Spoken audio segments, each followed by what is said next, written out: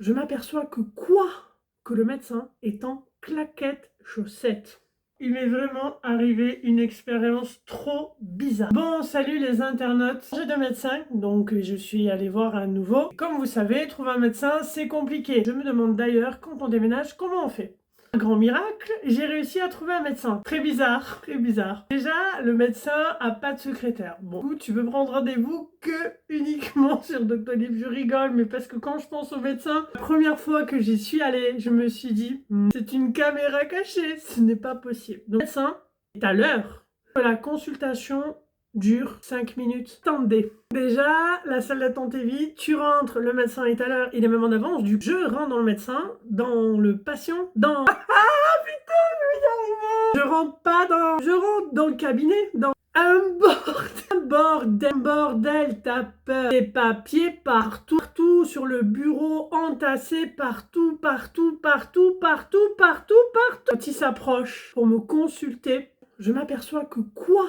Que le médecin est en claquettes chaussettes. Je me dis mais c'est super bizarre quand même. En plus du bordel sur son bureau, je m'aperçois qu'il y a des mouchoirs pas propres. Je rigole mais c'est nerveux. La consultation dure 5 minutes et je me pose des questions. Je rentre chez moi. Je me dis c'est peut-être un bon médecin. Et du coup je sais pas. Je suis prise de doute donc je me dis je vais aller voir les avis. Rendez-vous aujourd'hui, cabinet fermé, médecin pas là, pas de réponse. La moindre des choses est de prévenir les patients. Visiblement, ce n'est pas la première fois. Je suis venue pour le voir pour un mot de ventre. Il en a déduit une gastro alors que j'avais l'appendicite. Médecin à fuir, rendez-vous bâclé en 3 minutes chrono, pas de questions, pas d'auscultation, prescription au petit bonheur la chance. Je pense que les arrêts de complaisance doivent être ce que recherche sa patientèle. Cabinet à l'odeur gras, sale, porrance et odeur de renfermé. Quand il me serre la pince, je ne sais pas trop quel organe je prends en main. C'est mou, c'est chaud, collant, pas hygiénique, c'est la main. Une honte. N'ayant plus de médecin traitant, je trouve ce docteur dispo sur Doctolib. Accueil froid avec un chewing-gum mâché à grande bouche ouverte.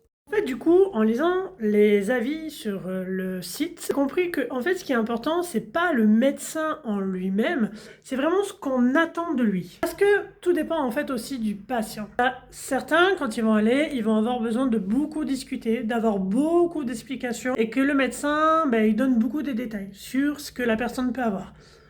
Donc, il y en a certains qui vont avoir besoin de beaucoup d'être écoutés. Il y en a d'autres, ils vont avoir besoin, à contrario, de beaucoup parler. Et puis, tu as des gens qui ont besoin que ça soit clair, net et précis. Un petit peu comme ce médecin, il va pas parler, il va pas formaliser, il va pas questionner, mais il va aller direct au but. Genre, si vous avez une entorse à la cheville, il va directement vous palper.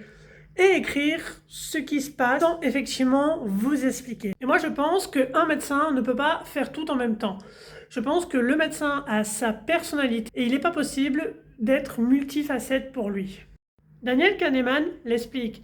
En fait, notre cerveau, il ne juge pas la réalité, il juge par rapport à ce qu'on attendait de la situation. Si par exemple, on attend d'aller chez un médecin, que ça soit propre et que ça soit rangé, si on arrive et qu'il y a du bazar, des chewing-gums, des mouchoirs, et qu'il est en claquettes chaussettes, effectivement, ça ne rentre pas dans ce qu'on a l'habitude de voir.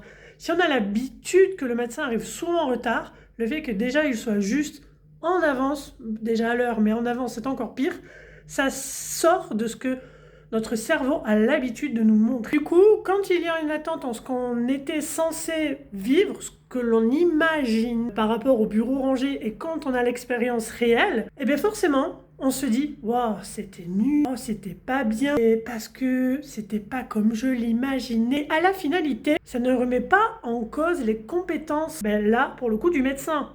Cette vidéo ne dit pas que le médecin est bon ou mauvais, par contre, elle dit qu'effectivement, il est différent. Donc à la finalité, je ne vais pas vous dire si ce médecin est bon ou mauvais, parce que j'y suis allée déjà seulement une fois. Mais moi, j'aurais envie de vous poser la question, si déjà vous êtes arrivé jusqu'à là, perfecto, mais j'aurais envie de vous poser la question. Quand vous allez chez un médecin, qu'est-ce que vous attendez de lui? Vous voulez avoir quoi? Un cabinet propre? Un médecin qui vous consulte rapidement? Un médecin qui vous médicamente à chaque fois? Parce que est-ce que si vous prenez des médicaments, ça vous rassure? Vous dites, waouh, j'ai un vrai truc, donc je suis rassurée. Est-ce que vous voulez vraiment avoir une consultation longue? Donc, j'aimerais bien que vous me dites en commentaire, quand vous allez chez un médecin, que ce soit le cas, mais on va rester, admettons, sur un médecin généraliste pour englober la chose. Qu'est-ce que vous attendez d'un médecin généraliste quand vous allez le consulter. Tu sais, si j'ai fait cette vidéo, c'est pas pour dire que ce médecin est bien ou pas bien, s'il a tort, s'il a raison, d'exercer ou pas comme ça avec un cabinet et un comportement tel quel.